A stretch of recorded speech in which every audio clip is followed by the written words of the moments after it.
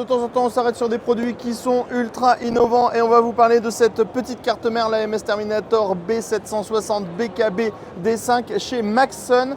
Alors Maxon, il faut le savoir, c'est une marque qu'on ne trouvera probablement jamais en France, mais vous allez voir, cette petite carte mère est très intéressante. Alors vous allez nous dire, mais qu'est-ce qu'elle a d'intéressante? Ok, elle est ITX, ok, elle est à destination des processeurs Intel, ok, on peut mettre de la RAM dessus, ok, les connecteurs sont sur le dessus. Qu'est-ce qu'il y a donc d'intéressant?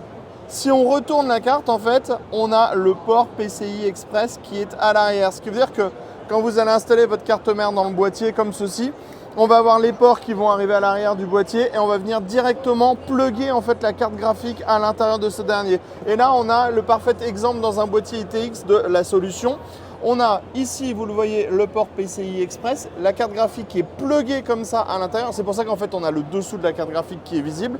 Et on va voir ici, vous voyez, les différents ports de la carte mère. Donc ça permet de faire une vraie division en plus au niveau des flux d'air.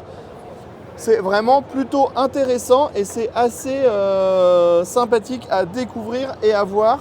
C'est un vrai produit qui est innovant, surtout pour le montage, puisque ça permet de se passer du riser, donc d'une interface additionnelle. Toujours chez Maxon, je vous montre cette petite e-craft que j'adore.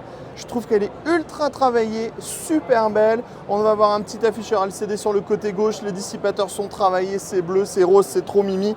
Ça irait trop bien avec cette grosse carte graphique. Donc là, on est sur du 470. Et ce qui est intéressant, en fait, c'est que quand on va retourner la carte, on va pouvoir en fait lever une trappe ici. Et en fait, on a le connecteur qui est au bout du PCB à cet endroit. Ce qui veut dire que quand on va venir plugger le 12VH Power, il va venir tourner à l'intérieur de la carte graphique.